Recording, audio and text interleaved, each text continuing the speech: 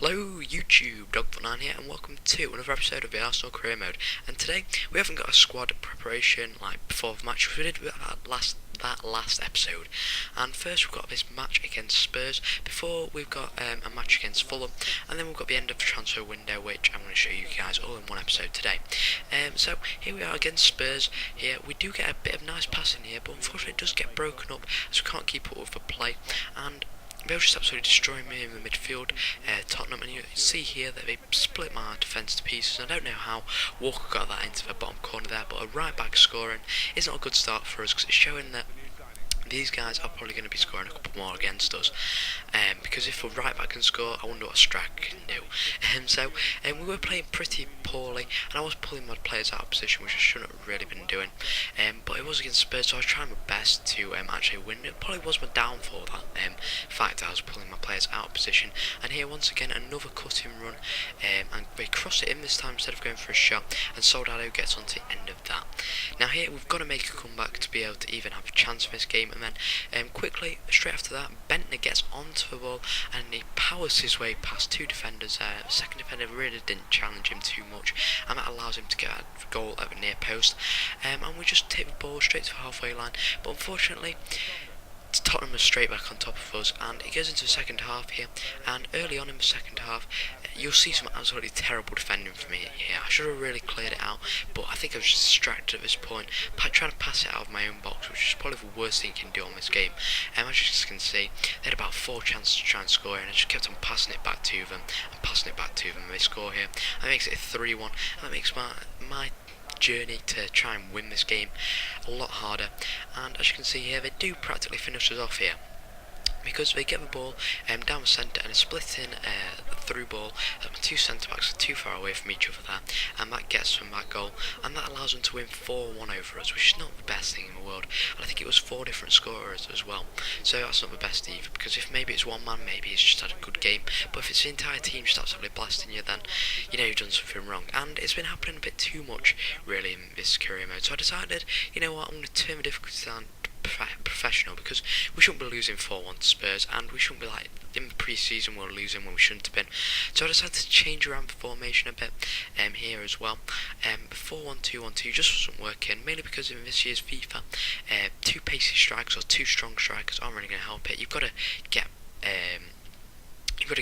a midfield behind them, and with 4-1-2-1-2, you've only got the centre attacking mid and the centre defensive mid, because the left mid and right mid do push up a bit too far, and you haven't got anyone between the cam and the left mid to be able to really give the wingers the ball. So it's a bit hard it's a bit harder than in FIFA 13 to get the balls out to your wingers. So I've decided to make it a bit more defensive, a bit more midfield orientated with the 4-2-3-1, and hopefully it'll work for us in this game against Fulham here. Now they've got Stecklenburg, who has moved from Serie A, I do believe, into Fulham, and he's a really good keeper in FIFA. I used him in FIFA 11 and in FIFA 12. I didn't really use him too much in FIFA 13, but he was alright then. And in this game he's quite good as well, because he did save that really good header there.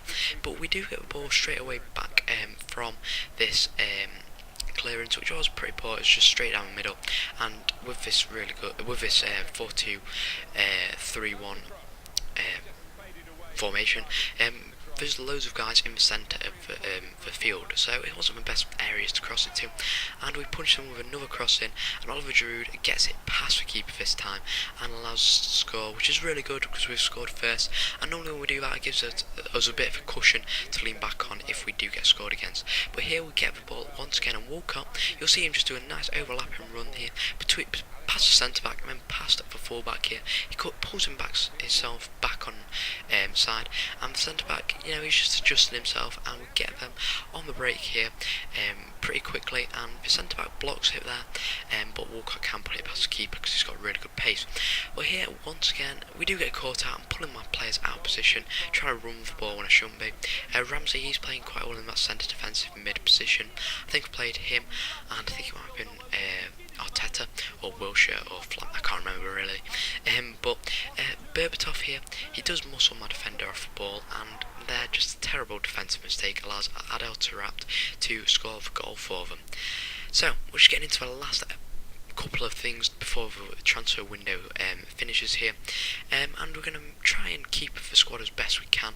I'm going to try and stop players from leaving the club, hopefully, and we will get a couple of bins in. I can see it happening, because quite a few of our players have been playing quite well, even though the team has been on a bit of a downhill slope recently. But hopefully that'll pick up after changing this difficulty down, because world class, I've got to get adjusted to this game first before I can put it on difficulties like that.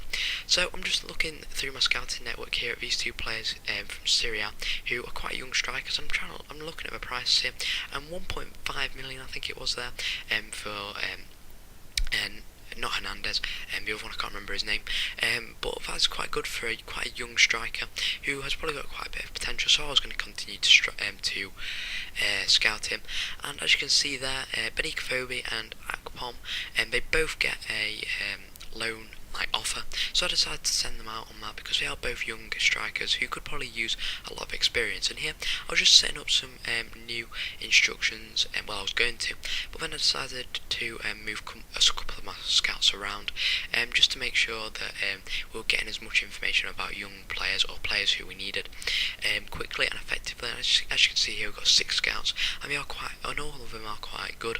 The first 3 which I've got are alright.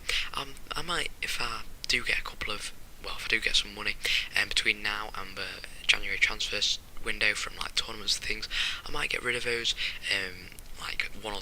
2 or 3 star scouts and replace them with 4 or 5 star scouts, because they are quite good, those scouts, because they have better judgment, they can do things quicker for you, and they can probably find better players who match the instructions that you want.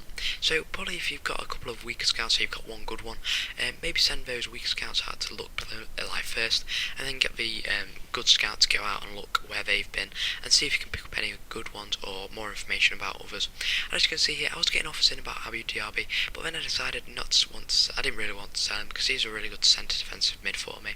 And if I do want a strong midfield, I'm going with this formation, I'm going to take him off loan. And here Marseille, they did want Aaron Ramsey, but the way he's playing in real life and the way he is playing for me in this game, I didn't really want to get rid of him.